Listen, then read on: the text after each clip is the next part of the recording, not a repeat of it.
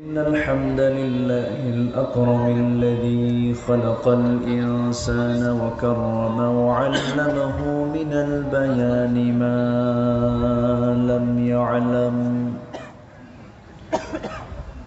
فسبحان الذي لا يحصى امتنانه باللسان ولا بالقلم نشهد أن لا إله إلا الله وحده لا شريك له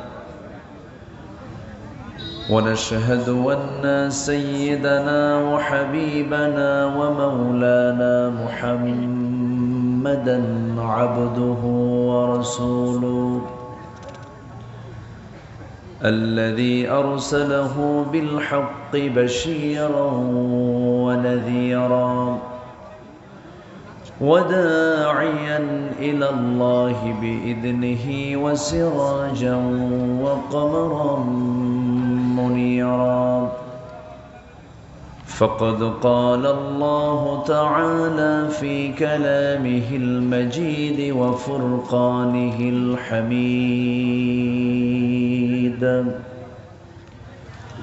أعوذ بالله من الشيطان الرجيم بسم الله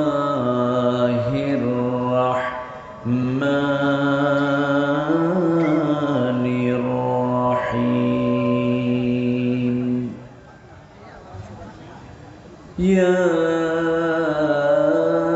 أيها الذين آمنوا اتقوا الله وقولوا قولا سديدا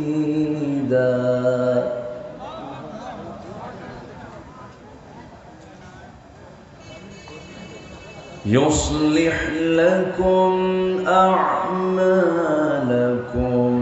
ويغفر لكم ذنوبكم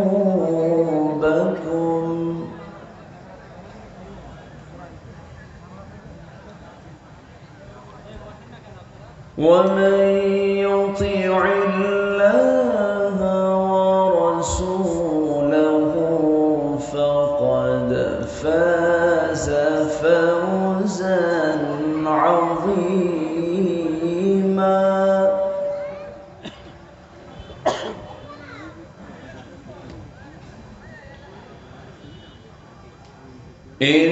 إنا عرضنا الأمانة على السماوات والأرض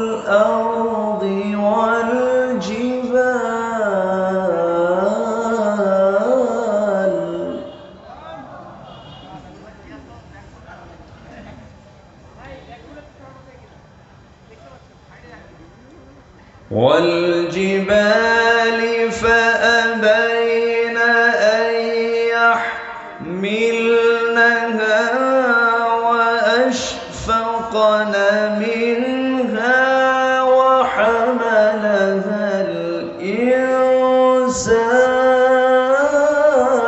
الإنسان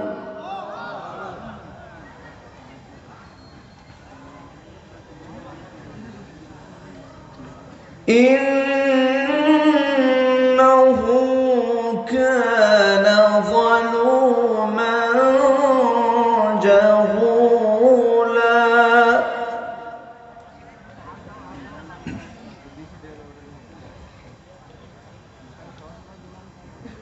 ليعذب الله المنافقين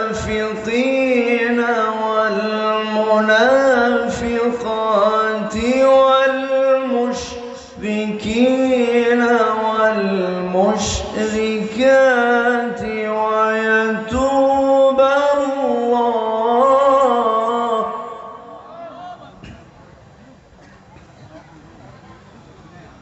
ويتوب الله على المؤمنين والمؤمنات والمؤمنات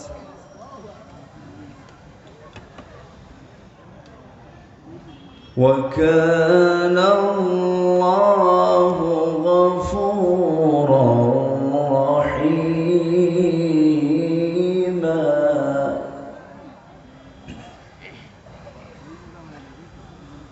وكان الله غفورا رحيما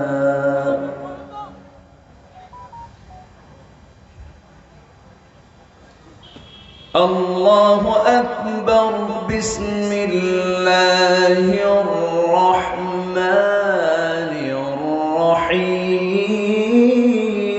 الرحيم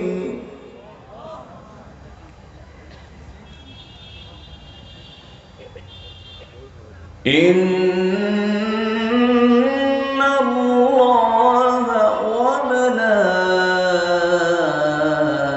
وملائكته يصلون على النبي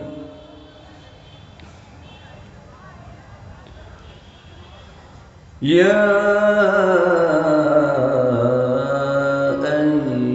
أيها الذين آمنوا صلوا عليه وسلموا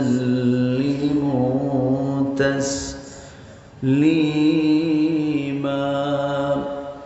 اللهم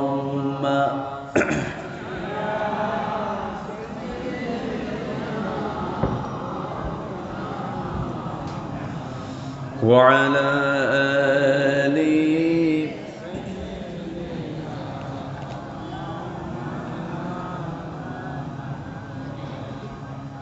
একটু মোহাম্মত দিয়ে নবীর প্রেমে মাতোয়ারা হয়ে জবান খুলে আওয়াজ দিয়ে সবাই বলুন আল্লাহুম্মা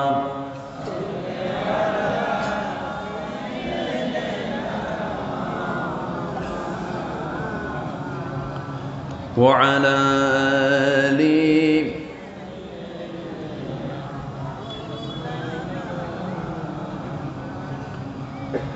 প্রাণের অধিক বেশি যার দাম রহমতাল লিল আলামিন প্রাণের অধিক বেশি যার দাম রহমতাল লিল আলামিন জানো কি তোমরা তাহার নাম রহমতাল লিল আলামিন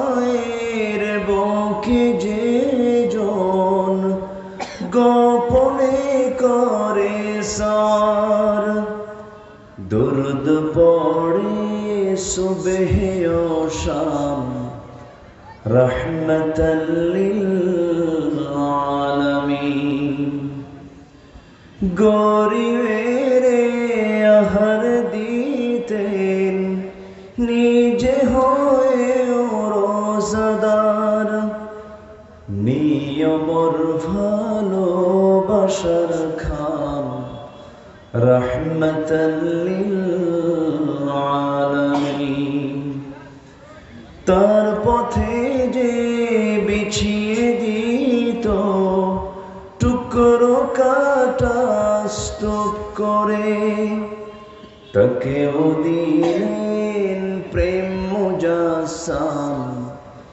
রহমতাল লিল আলামিন জানো কি তোমরা তাহার নাম রহমতাল লিল আলামিন আল্লাহুম্মা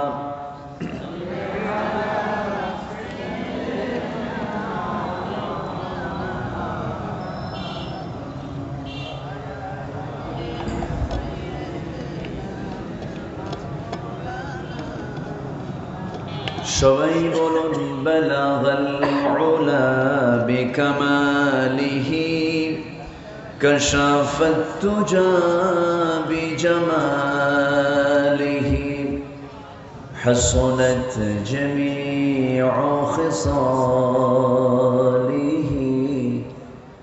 سلوا আরবের বুকে মক্কার পরে যেথায় মা আমিনার ঘর খোদার রহমতে কৌসার হয়ে ঝরছে বারংবার বালাগাল উলা كشف الدجى بجماله حسنت جميع خصاله سلوا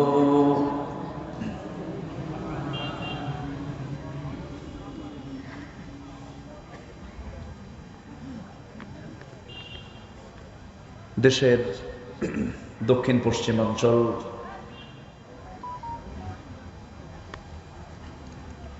খুলনা অঞ্চলের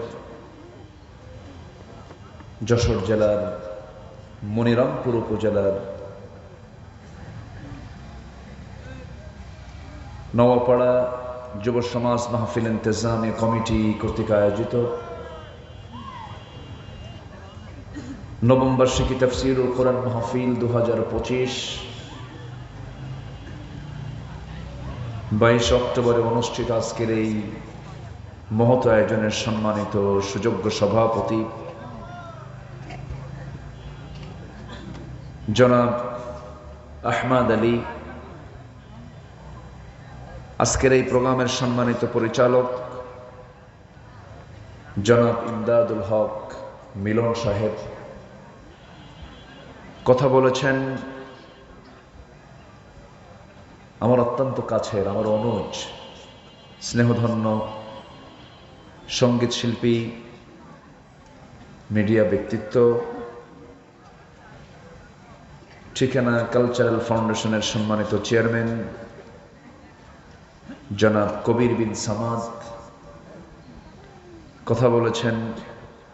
জাবির আল মাহমুদ যশোরী, ডান পাশে ববিষ্ঠ আমার শ্রদ্ধেয় বড় ভাই মুক্তিযোদ্ধা ডিগ্রি কলেজের সম্মানিত সহযোগী অধ্যাপক, ইসলাম দরদী ব্যক্তিত্ব জনাব জাহাঙ্গীর হোসেন উপস্থিত। সামনে আজকের মাহফিলের প্রধান আকর্ষণ যাদেরকে নিয়ে আজকের এই সাজানো গোছানো বর্ণাঢ্য আয়োজন, তাওহীদের পতাকাবাহী, কালেমার ঝান্ডাবাহী, দ্বীন ইসলামের নর শারদুল বীর মুজাহিদ, প্রাণ প্রিয় সম্মানিত দ্বীনী ভাইরা, আড়ালে বসে আছেন শ্রদ্ধেয়া সম্মানিতা মা বোনেরা। আলোচনার সূচনায় আনুষ্ঠানিকতার মধ্য দিয়ে আমার পক্ষ থেকে আবারও দিল খোলা সালাম, আসসালামু আলাইকুম ওয়া রাহমাতুল্লাহি ওয়া বারাকাতুহু। সবাই কেমন আছেন? আমাকে প্রশ্ন করে ফেলেছেন আমি কেমন আছি। আল্লাহ তাআলা আমাকে আপনার মতো করেই আপনার সাথেই আপনার সামনেই বসে রেখেছেন, আলহামদুলিল্লাহ। পৃথিবীতে সবচেয়ে বড় পাওয়া আমার রবের পক্ষ থেকে হলো ভালো থাকা। ক্যান্সার আক্রান্ত এক রোগীকে প্রশ্ন করা হলো, তোমার যেই একটা বিশাল রোগ, মহারোগে তুমি আক্রান্ত হয়েছ, আল্লাহ সম্পর্কে তোমার, আল্লাহকে তোমার কি চাওয়া, আল্লাহর কাছ থেকে তোমার কি পাওয়া, কি চাওয়া, তোমার কি চাহিদা? আবেগ আপ্লুত হয়ে বলছে, আল্লাহ যদি তার কোনো বান্দাকে সুস্থ রাখেন, সে বান্দার উচিত আল্লাহর কাছে আর কোনো কিছুর আবদার না করা। আসলে আমরা সুস্থ আছি আমরা বুঝি না, তেমনই একটি মহা নিয়ামত, সুস্থতার মতো একটা বড় নিয়ামতকে সাথে নিয়ে সারাদিনের সকল কাজকর্মের ইতি টেনে ক্লান্ত শ্রান্ত দেহটাকে স্বস্তি একটু আরাম দেওয়ার জন্য গ্রামীণ জীবনের মানুষ যখন ধীরে ধীরে বিছানার দিকে চলে যাবার কথা, ঠিক সেই সময়ে বসে আছি কোরআনের টানে জান্নাতের বাগানে। যে মনিব, যে রব, যে মালিক আমাকে এমন সুন্দর জায়গায় আসার বসার তৌফিক দিলেন, সেই মহান রবের শানে জোরালো কণ্ঠে বলে উঠছি আলহামদুলিল্লাহ।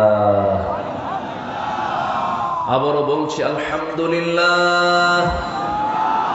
চিৎকার মেরে বলছি আল্লাহুম্মা ইন্নী আসআলুকা আল হুদা ওয়াত তুকা ওয়াল আফাফা ওয়াল গিনা।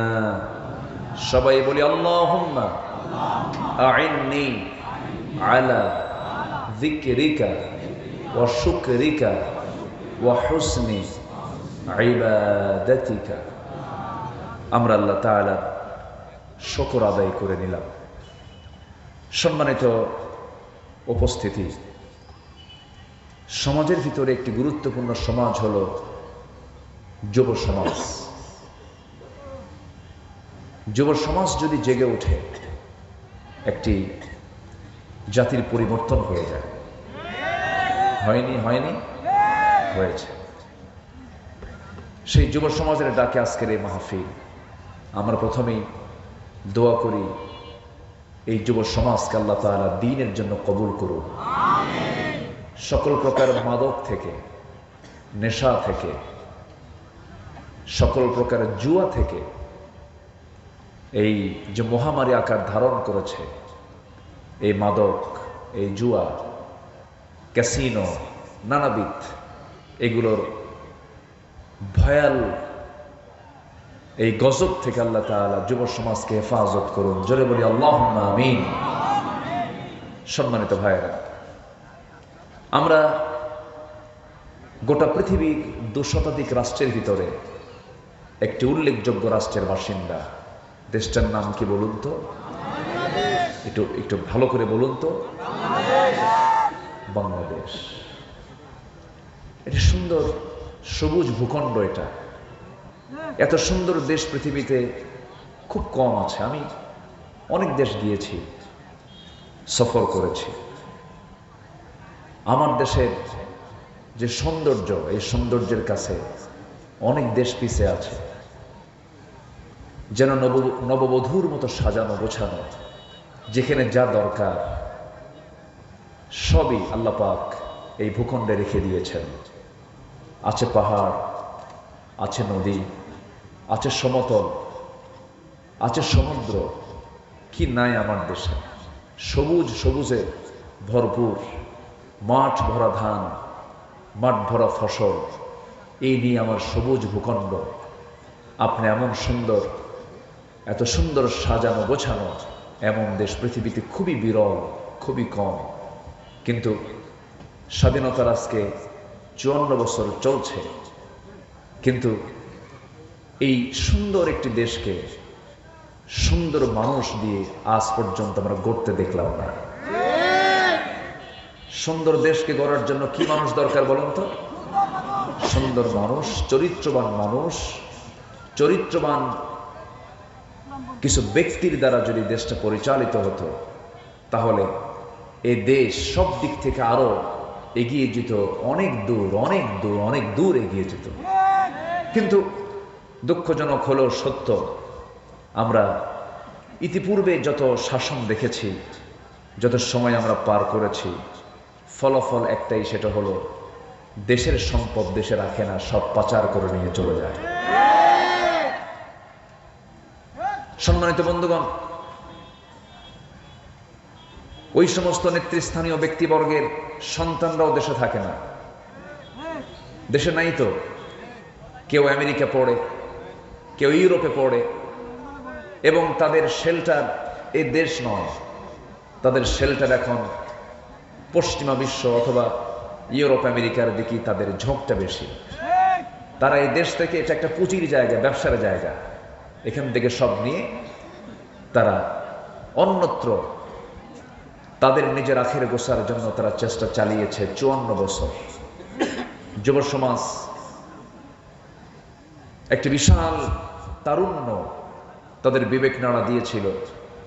একটি সুন্দর গোছালো তেজোদ্দীপ্ত সাহসী পদক্ষেপ নিয়ে রাজপথ কাঁপিয়ে রক্ত ঝরিয়ে নতুন একটি বাংলাদেশ তার উপহার দিয়েছে। বলি আলহামদুলিল্লাহ। কিন্তু আমরা যে নতুন সূর্য দেখতে চাই, নতুন যে আমরা আলোটা দেখতে চাই, এই আলো আমরা পৃথিবীর কোনো ব্যক্তির তৈরি করা কোনো আলো আমরা দেখতে চাই না। এই আলো দেখতে চাই হলো কোরআনের আলো। কোরআনের আলোতে আলোকিত সমাজ, কোরআনের আলোতে আলোকিত সমাজ আমরা দেখতে চাই এবং গড়তে চাই।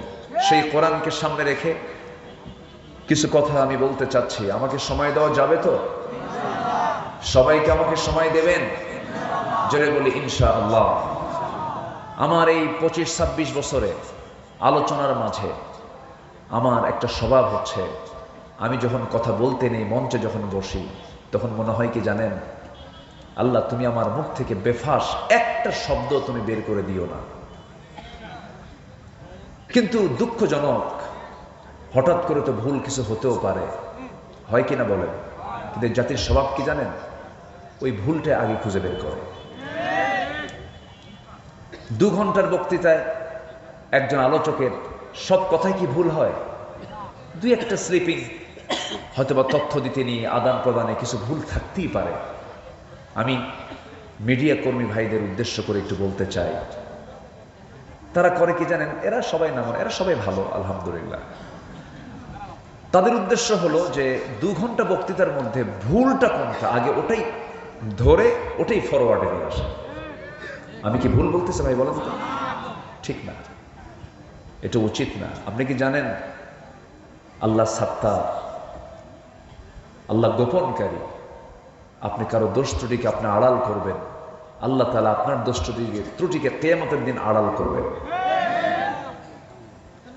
এটা বিশাল দিক। মানে কারো কিছু পাইলে মনে হয় যে কি পাইছে একখানে, কিন্তু না, এটা ইমানদারের বৈশিষ্ট্য নয়। ইমানদার পরচর্চা করবে না নিজের চর্চা করবে? বলেন, পরচর্চা না নিজের চর্চা? নিজকে নিয়ে ভাববে, আমি তো ভালো না, আমি তো আমার দিক থেকে ভালো না, আমি অন্যকে দেখবো কখন, এই চিন্তায় সে ব্যাকুল হয়ে থাকবে। সম্মানিত ভাইয়েরা, এই জাতির পরিবর্তনের জন্য এই জাতির ভিতরে কিছু চারিত্রিক পরিবর্তন দরকার। আমরা বক্তব্য 16 বছর বহু শুনেছি। কিছু কিছু বক্তার বক্তব্য শুরু থেকে শেষ পর্যন্ত খালি আগুন ঝরানো বক্তৃতা, বহু আলোচনা শুনেছি আমরা। হাসিনা তো আর নাই, আছে? আছে, দেশে আছে। চিল্লায় কি করবেন আপনি? নাই তো আর। আসুন না, আমরা আমাদের চরিত্রকে সুন্দর করার জন্য চারিত্রিক সৌন্দর্যের কি কি দিকগুলো আমাদের ভিতরে থাকা দরকার, কি কি বাদ দেওয়া দরকার, এই বিষয়ে কিছু কথা আমি আজকে শুধু আপনাকে নয় গোটা জাতিকেই শোনানোর ইচ্ছা করেছি। কারণ এক একটা বক্তৃতা গোটা দেশবাসীর কাছেই চলে যায়। তার মাধ্যম এখানে আসে না নাই বলেন তো? আচ্ছা, সব চলে যায়। একটা সেকেন্ড কোথাও আর আটকা থাকে না, সব মিডিয়ার কল্যাণে চলে যায়। সম্মানিত ভাইয়েরা, তাহলে আমাদের চরিত্র যদি আমরা সুন্দর করতে চাই, তাহলে কিসের আলো দরকার বলেন তো? বলেন, কিসের আলো দরকার? বলুন, কিসের আলো? এসো এসো এসো দলে দলে সব, এই যে কোরআনের উৎসব। এসো এসো এসো দলে দলে সব, এই যে কোরআনের উৎসব। কোরআনের কথা বলে আল্লাহর দল, এই পথে যারা চলে তারাই সফল। কোরআনের কথা বলে আল্লাহর দল, এই পথে যারা চলে তারাই সফল। এই পথে এত বাধা ছিল না জানা, আল্লাহুম্মা ইয়াসসির লানা উমুরানা, আল্লাহুম্মা ইয়াসসির লানা উমুরানা। জোরে বলি আমিন। আরো জোরে আল্লাহুম্মা আমিন। তাহলে আলো দরকার হলো কোরআন। এই আলো শুধু নামাজে আমরা দেখতে চাই না, এই আলো দিয়ে আমরা সমাজকে আলোকিত করতে চাই, রাষ্ট্রকে আলোকিত করতে চাই, পার্লামেন্টকে আলোকিত করতে চাই, সচিবালয়কে আলোকিত করতে চাই, সমাজের প্রত্যেকটি রন্ধ্রে রন্ধ্রে, সমাজের প্রত্যেকটি পাতায় পাতায় আমরা কোরআনের আলো দিয়ে আলোকিত করতে চাই। তাহলেই হবে একটি সুন্দর সোনালী সমাজ, একটি সুন্দর সোনালী রাষ্ট্র আমরা দেখতে পাবো। জোরে বলি ইনশাআল্লাহ। একটু আমার দিকে তাকান, আমার কথা কি বুঝতে পারছেন সবাই? সবার কানে কি আওয়াজগুলো যাচ্ছে? আচ্ছা, আসুন আমরা এখন সোজা আলোচনার দিকে চলে যাচ্ছি। আমি যেখান থেকে তেলাওয়াত করেছি, তেলাওয়াতকৃত সূরাটার নাম হলো সূরাতুল আহজাব। আহজাবের শেষ দিকের কয়েকটা আয়াত আমি তেলাওয়াত করেছি। আয়াতগুলোকে সামনে রেখে, যেহেতু তাফসীর মাহফিল, এই তাফসীর মাহফিলের সবচেয়ে বেশি কথা থাকতে হবে কার কথা? কোরআনের আয়াত থাকতে হবে, তার অর্থ থাকতে হবে, অনুবাদ থাকতে হবে। এগুলো যদি বেশি থাকে তাহলে ভাববেন যে মাহফিলটা বরকতময় হয়ে গেছে। বলি আলহামদুলিল্লাহ। আলোচনা সুন্দর হলো, মানুষ কানলো, আলোচক নিজেও কানলো, কিন্তু একটা আয়াত নাই, একটা হাদিস নাই, তাহলে সেই আলোচনার কোনো মূল্য, আলোচনার কোনো জাযা, পুরস্কার কার দরবারে হবে না? বলেন তো, কার দরবারে হবে না? আল্লাহর দরবারে হবে না। আসুন আমরা কোরআনকে দিই, কোরআনকে বুঝবো। আমরা কোরআনকে দিই, কোরআনকে বুঝবো। কোরআন থেকে আমরা শুরু থেকে শেষ পর্যন্ত কথা বলবো, হাদিস থেকে আমরা শুরু থেকে শেষ পর্যন্ত কথা বলবো। ওয়ামা তাওফীকি ইল্লা বিল্লাহ। আসুন আল্লাহ তাআলা কি বলছেন? আল্লাহ রাব্বুল আলামিন বলেন, ইয়া আইয়ুহাল্লাযীনা আমানু ইত্তাকুল্লাহা ওয়া কুলু قولا سديدا يصلح لكم أعمالكم ويغفر لكم ذنوبكم ومن يطع الله ورسوله فقد فاز فوزا عظيما جل الله أكبر। আজকে আমার আলোচনার সাবজেক্ট হলো আল কোরআনের আলোকে মুমিন জীবনের 15টি চারিত্রিক বৈশিষ্ট্য, 15টি চারিত্রিক গুণাবলী। গোটা কোরআনকে একটু খোঁজাখুঁজি করে, গোটা কোরআন থেকে একটু খুঁজে খুঁজে বের করে বিশাল আলোচনা কোরআনের, যার কোনো তলা নাই, তলাহীন একটা সাগর। সেই সাগর থেকে কিছু খণ্ড খণ্ড কিছু অংশগুলো বের করে 15টা গুণ যে বান্দার মধ্যে থেকে যাবে, আশা করা যায় আমার আল্লাহর বক্তব্য ওই বান্দার ঠিকানা হয়ে যাবে জান্নাত। জোরে বলি সুবহানাল্লাহ। গুণ ছাড়া কি জান্নাত পাওয়া যাবে ভাই? পাওয়া যাবে না। গুণ অর্জন করতে হবে। ইমানদার নরমাল কোনো বান্দা হবে না, ইমানদাররা হবে হলো স্পেশাল। ইমানদাররা হবে হচ্ছে ব্যক্তিত্ব সম্পন্ন। ইমানদাররা হবে হলো সমাজের মধ্যে অনন্য, সমাজের মধ্যে ভিন্ন একটি রূপ তাদের দেখা যাবে। তাদের কথা, তাদের আচরণ, তাদের নেচার, তাদের স্বভাব, তাদের লেনদেন, তাদের সব কিছু হবে সবার থেকে একরকম না ভিন্ন রকম? ভিন্ন রকম হবে। যেরকম ইমানদাররা বেশি বেশি বিড়ি খাবে নাকি? কিছু কয় না। ইমানদাররা বেশি বেশি মিথ্যা কথা কবে। এটা কি বলেন তো, এটা কি কোনো ভালো আচরণ? বলেন তো। ইমানদাররা এগুলো হতে পারে না। ইমানদারদের মধ্যে কি গুণগুলো থাকা দরকার? আমি বিভিন্ন জায়গা থেকে, বিভিন্ন আয়াত থেকে আমি 15টা গুণ কোরআন থেকে বের করে আমি এক জায়গায় করার চেষ্টা করেছি। আমাকে সময় দিচ্ছেন তো নাকি ইনশাআল্লাহ? আসুন আমরা ধীরে ধীরে সেই গুণগুলো খুঁজে খুঁজে বের করি। আল্লাহ রাব্বুল আলামিন সূরাতুল আহজাবের শেষ দিকের 70 নম্বর আয়াতে বলছেন, ইয়া আইয়ুহাল্লাযীনা আমানু ইত্তাকুল্লাহা ওয়া কুলু কওলান সাদীদা। এক নম্বর গুণ হলো, একটা একটা করে আজকে 15টা গুণ শেষ করব, সবাই শুনে এখান থেকে বিদায় নেব।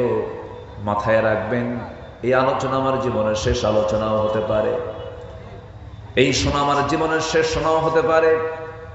এই 26 বছর মাহফিল ইতিহাসে আমার বহু চোখে দেখেছি মাহফিল শুনতে সে লাশ হয়ে বিদায় নিয়েছে বহু শ্রোতা। মঞ্চে আলোচনা করতে করতে আমার রেজাউল করিম কাউসারি ভাই মঞ্চেই দুনিয়া থেকে বিদায় নিলেন। এই কিম সেফাতুল্লাহ রাহিমাহুল্লাহ দুনিয়া থেকে বিদায় নিলেন। কত অভিনেতা অভিনয় করতে করতে মঞ্চেই দুনিয়া থেকে বিদায় নিল। আমিও বিদায় নিতে পারি, আপনিও বিদায় নিতে পারেন। তবে একটা বিষয় হলো, এমন কোন জায়গায়, বরকতময় জায়গায় আমার বসে থাকাটা শুধু সৌভাগ্য না, মহা সৌভাগ্যের বিষয়। জোরে বলি আলহামদুলিল্লাহ।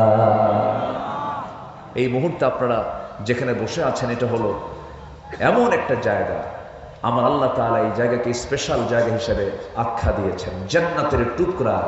জোরে করেন সুবহানাল্লাহ। বসবেন, কেউ নড়বেন না। একদম আলোচনার সমাপ্তি টেনে আমরা একসাথে এখান থেকে মোনাজাত শেষ করে বিদায় নেব। জোরে বলি ইনশাআল্লাহ। আমাকে যেন বারবার না কথা বলতে হয়, এটা একটা ক্লাস। এই ক্লাসে যিনি না বলে চলে যাবেন, কোরআনের ক্লাস থেকে যিনি না বলে ওঠা বসা করবেন, এটা কি বলেন তো আদব হবে না বেয়াদবি হবে? বেয়াদবি হবে। বসবেন শান্ত মাথায়, আমরা আল্লাহ যা বলাবেন আমরা তাই শুনবো এবং বলবো। জোরে বলি ইনশাআল্লাহ।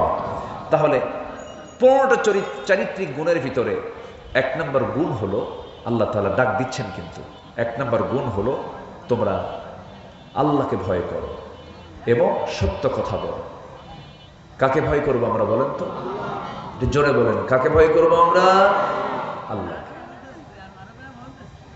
এবং আল্লাহ রাব্বুল আলামিন তার সাথেই বলছেন, ওয়াকুলু কাওলান সাদীদা, সত্য কথা বলো। একটা প্রশ্ন করব আমি, এই জাতি বাংলাদেশের যে মুসলমানগুলো আছে, অন্য ধর্মের লোক আছে, প্রায় 20 কোটি মানুষ এই দেশে এখন। এই 20 কোটি মানুষের যদি আমরা জরিপ করে দেখি, আল্লাহ রাব্বুল আলামিন বলছেন সত্যবাদী হও, সত্য কথা বলো, সোজা কথা বলো। বলুন তো, অধিকাংশ সত্যবাদী না মিথ্যাবাদী? বলেন, সত্যবাদী না মিথ্যাবাদী? মিথ্যাবাদী।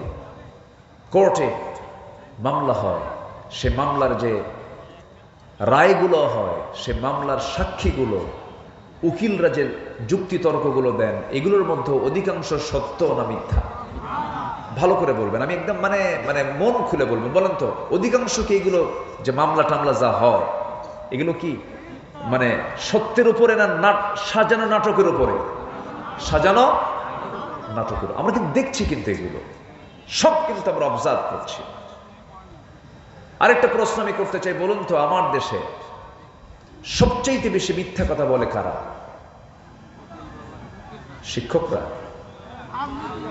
কারা কারা কারা বলেন? নেতারা। আমি কিন্তু বলি নাই, আপনারা বললেন, কিন্তু দোষ কিন্তু আমার নাই। তাহলে পুরা অডিয়েন্স সবাই বলে ফেললেন যে কোন শ্রেণীর মানুষ সবচেয়ে বেশি মিথ্যা কথা বলে? আপনারা বললেন কারা? নেতারা। সব নেতা নয়, তবে নেতারা সবচেয়ে বেশি মিথ্যা কথা বলেন, এই কথাটা কিন্তু আপনাদের এই অডিয়েন্স থেকে আমার কানে এসেছে। এর কিছু অবশ্যই বাস্তবতা আছে না নাই বলুন তো? আসতে বলবেন না, আছে না নাই? এই পর্যন্ত যত ওয়াদা, যত সরকার দিয়েছে, কোন ওয়াদা কি তারা রক্ষা করতে পেরেছে?